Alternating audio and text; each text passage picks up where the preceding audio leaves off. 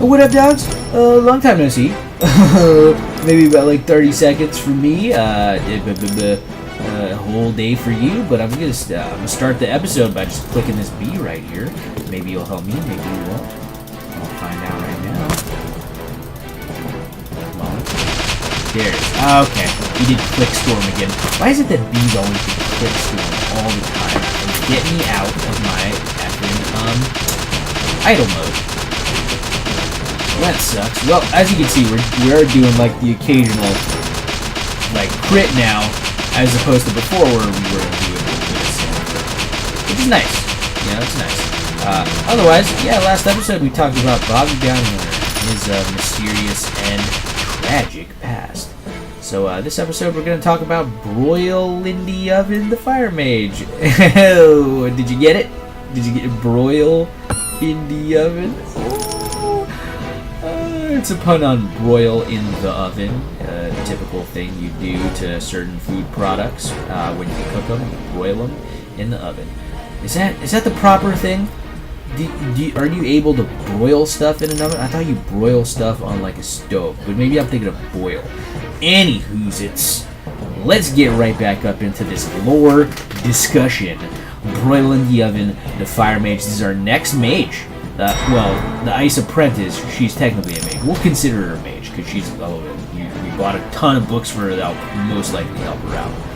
But Broil in the Oven, he don't need books. He already got some good shit, and I'll tell you about it right now. But first, let's talk about it real quick. This mage is the most efficient means for turning gold into fireballs. Lindy Oven, they use his last name, that's funny. Lindy Oven was hired many years ago to oppose Gerator in the Third World War of the Skies. But it is well known that he only won on account of physical miscalculations of his opponent. Interesting. So obviously we see Gerator down here, Referi Gerator, the Ice Wizard. But apparently Broil defeated him only because Referi Gerator made a miscalc at some point in time. So it's good for our main man Broil. He's a tactical man. That's good to know. Is this hold on. I need to see if I kill this Yeti real quick. 15? No, not halfway. Okay, this is our plateau. We made it so quickly. Oh, I'm sorry. There we go. Take it off of progression mode. Keep it on farm mode. And yeah, we're killing these dudes super slow now. Just goes to show you a little bit of upgrades that make you seem super OP. Like 10 levels ago, 10 levels later, not so OP. Anyways, let's talk about Broil a little bit. Oh, right. So now, so we learned that this Fire Mage is pretty, like, as opposed to most Fire Mages who are just like, oh, burn.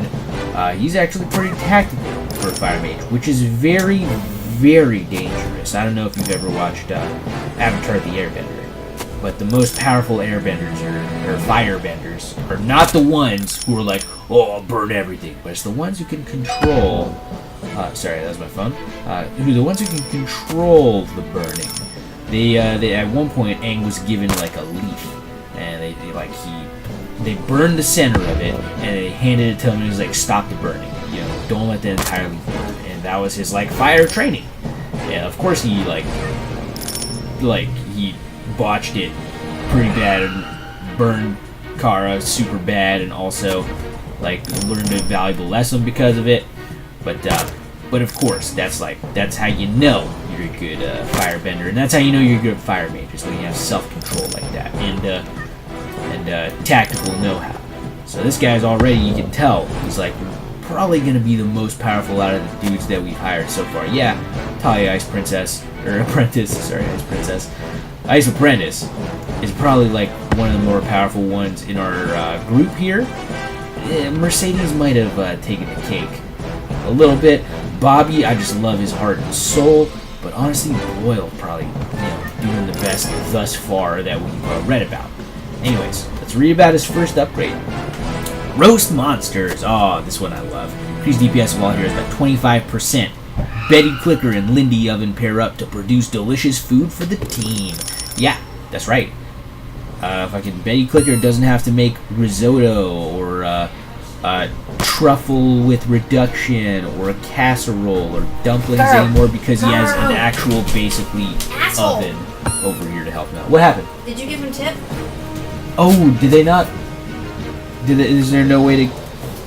I don't think I gave him a tip on that. Here, no, here. $5. Oh, okay, cool. Take care. Sorry about that. We got the pizza from Domino's. I don't remember a place online to put a tip, and I should have looked more closely. Anyways, sorry. So yeah. So now she's got like an actual, basically an oven to like cook her food. But also, like this broiling in the oven, you think he's a little overqualified to just be cooking up, these foods. You think he'd do some damage to monsters. But once again, this goes back to the fact that Broil in the Oven is very tactical in his manner of dispatching with the enemy. He understands that yes, as much damage as he can do to the enemy, it's not a one-man team, dog. You got like 14 people already or something? I don't know, man. But they all need to be fed and taken care of, and if he's able to feed and take care of all of them, like to an immense degree that he is able to, because now we're cooking with fire, quite literally, then that would increase our DPS way more than if just Broil uses all his magic on the enemy, because he's a smart man like that.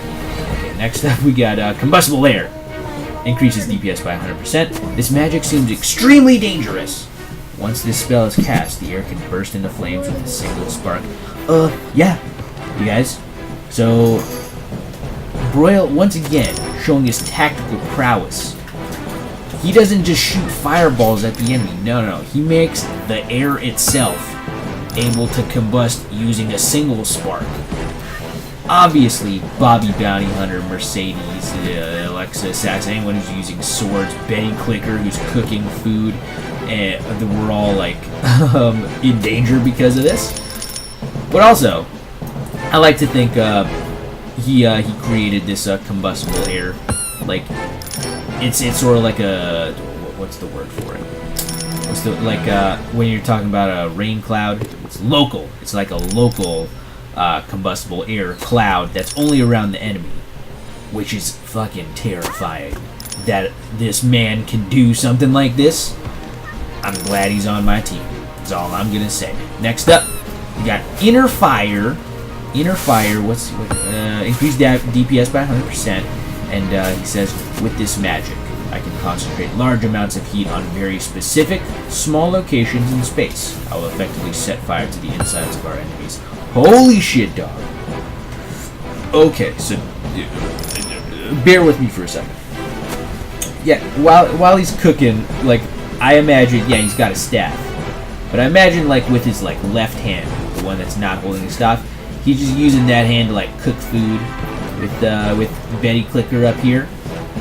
And then his, like, staff hand he's using to not only make the air around the enemy combustible, but he also starts a fire inside of the enemy to combust the air outside.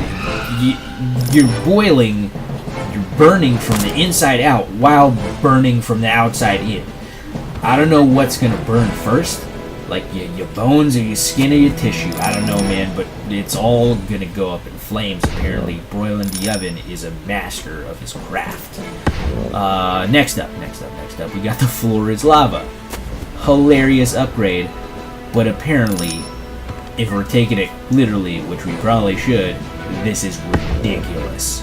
Especially here in the fucking tundra against these snow enemies. Oh my god, not even a fucking contest. DPS increases by 150%, and he says, I used to play this game as a child. I could turn it into a reality for our enemies with this spell, he says. Oh yeah, it's no big deal. I used to play the floor is lava when I was a kid, but now the floor is actually lava because I make it lava. You know how fucking hot lava is, dog? Lava will melt your skin if you're like 30 feet away from it. That's ridiculous that he can make the floor lava underneath our enemy. I mean, honestly, these enemies aren't humans with skin and stuff, but that's his fucking snowman. Like, he should be like dead 30 years before he was even like created. That's how fucking boss ass the fucking broil in the oven is our fire mage master, Angel. Next up, we just got his activated ability that he teaches us, I guess, is the lore. He teaches this to us. It's a metal detector. Honestly, I have no idea how broil in the oven makes us make more money, but it might go back to this little piece of lore. It says, right at the beginning, it says mage is the most efficient means for turning gold into fireballs. Yes.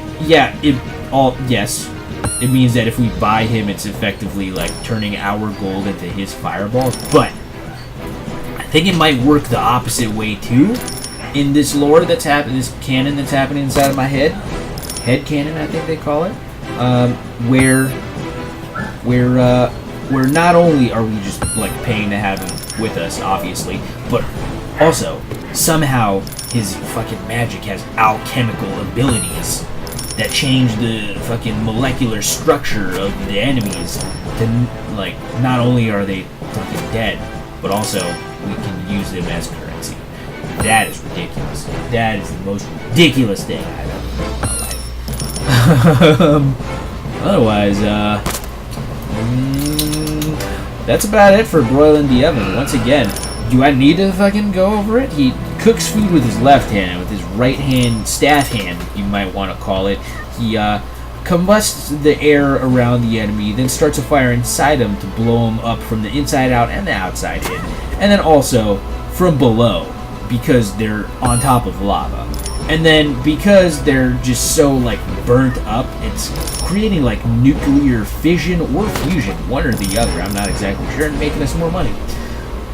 All in all, probably the most badass thing that has ever come out of my mouth in a long ass time. Broil in the oven, your name may be a ridiculous pun, but your skills are fucking badass incarnate.